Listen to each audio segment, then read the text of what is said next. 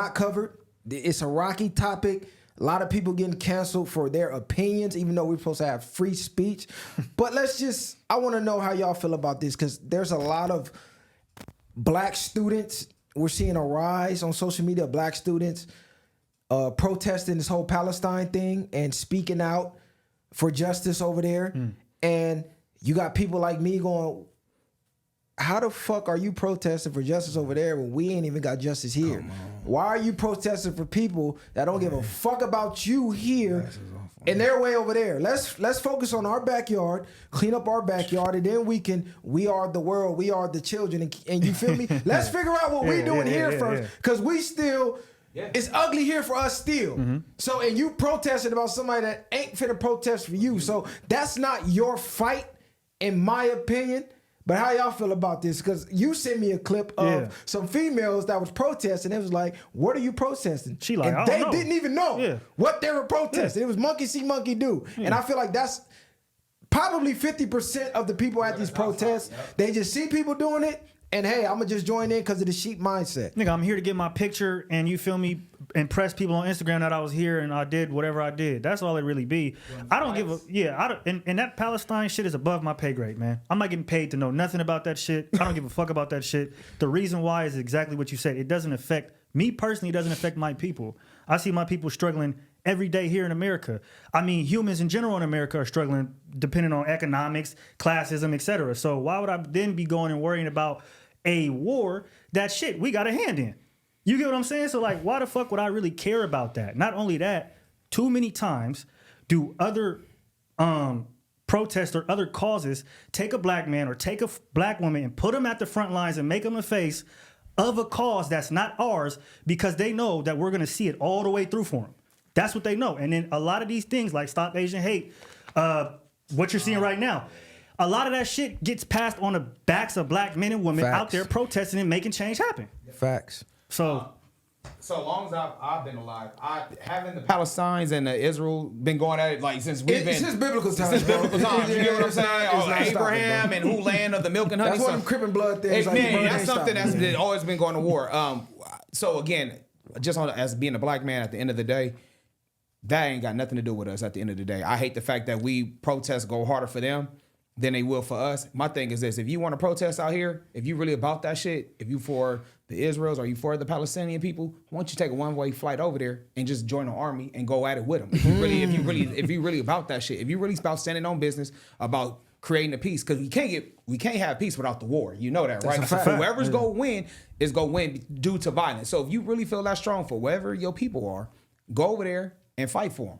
At the end of the day, that's what's gonna happen. And I just feel like this: America, we only go align ourselves with the ones that look like an Americans, and that's the one that got the lighter skin. Think about it, bro. Who has the lighter skin out of the two people? Palestinians kind of look more so like me, with that reddish brown skin than America does. So of course they go align themselves with the ones that look like them, and we're funding that. Damn, I ain't thinking that way. Come on, bro. That's a great point. That's real shit. What you know what? Let me say it this way. What is stopping the freeway in Brooklyn, in LA, in any state in America doing for a country getting bombed in that war? What the fuck is you standing in traffic?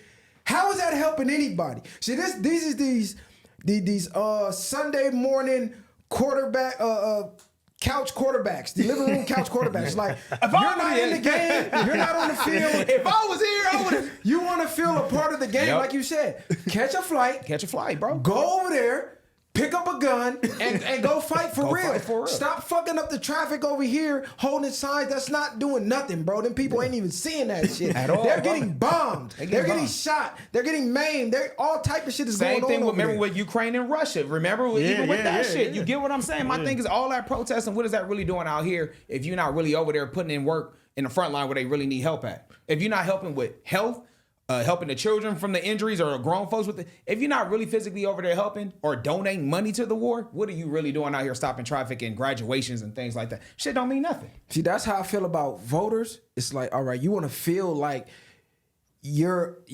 helping with change, but you don't want to actually do anything. So the easiest thing to do is to go in the booth and put a ballot in and say, oh yeah, I made change happen. But like, let's be real, bro. Look in history. Change happened when people got in the streets, they got cracking, and they made it happen through force because that is the only thing that's respected is money and violence, and they print the money. So your money ain't gonna be respected because they print it. So unless you ready to do some type of, some violence, that shit don't matter, bro. No, that's a like, fact. look, I seen a meme. It said, "Damn, our ancestors." It showed the Boston Tea Party. Oh, yeah. When they went to war over a 2% tax, and then they showing us with a 40% tax, and everybody just on their smartphones. I don't give a fuck. Yeah. Not giving a fuck, like getting raped at the grocery store, getting raped at the gas pump, getting raped through taxes, and nobody is batting an eye. Nobody gives a fuck because you could just do this. Type up a mad ass post and all emotional, and boom, hit enter, done, and you felt like you done something. And then not only that, but to add on that and piggyback on that, then you have people that are going to make you feel like you did something because you're going to get 100,000 retweets. You get what I'm saying? Or 100,000 likes or however many likes you get. And you're like, damn, all these people agree with me. That's going to make you feel like, yeah, maybe you did do something when in reality you didn't do shit. Let me ask you this quick little segue though. Do you believe that Drake, since he's kind of like his mother is Jewish and DJ Khaled, who is Palestinian descent, do you think they should say something or they should just kind of continue to get their bag and stay out the way? I think that Drake and DJ Khaled can't say nothing. I don't think they can. Even if they wanted to. Those are people who, as rich as they are, they got handlers. As rich as Drake is, and I feel like as much as them niggas seem like they in control, they got publicists and niggas telling them what to do, what to say, and what not to say. And something like Palestine and Israel, something that's so controversial. And I see niggas on live getting banned, and you feel me? Just people are taking it so serious to where like a person like Drake or Khaled, who is so beloved by so many people, depending on what they say, that could be detrimental for them. Career could be over. Yeah, so I think that's something that they just say, we want to stay out of it. So selfish, they protecting their bag whether what's really going on. This is my opinion. Why are y'all always looking at celebrities to say something? What the fuck is DJ Khaled? What he gonna do? Shit. Another one? He's just gonna yell like, bro, what do you want to hear Khaled's view on the war for? What is that gonna do Nigga for was the stranded war? on jet ski and Like, shit. come on, cuz. Like, this is DJ Khaled. These niggas ain't political experts. They don't study this. They probably don't even know what the fuck is going on. They just happen to be descendants of some people over there. But realistically, if you are uninformed, you shouldn't even speak on it. The only reason I'm speaking on it and we're speaking on it is because we're seeing our people jump out there, lose platforms in defense of something that don't have shit to do with us. So it's like, hey, bro, y'all gotta wake up. One of us gotta say something like, you fighting a battle, that's not our battle. Kick back, bro. Chill. Let them figure that shit out. Because when we got our shit going on over here, Who jumping for us? they're silent, bro. Man. They're not saying nothing. Yeah. They're not losing no platforms for us. They're not losing no money for us. They're not sending no money.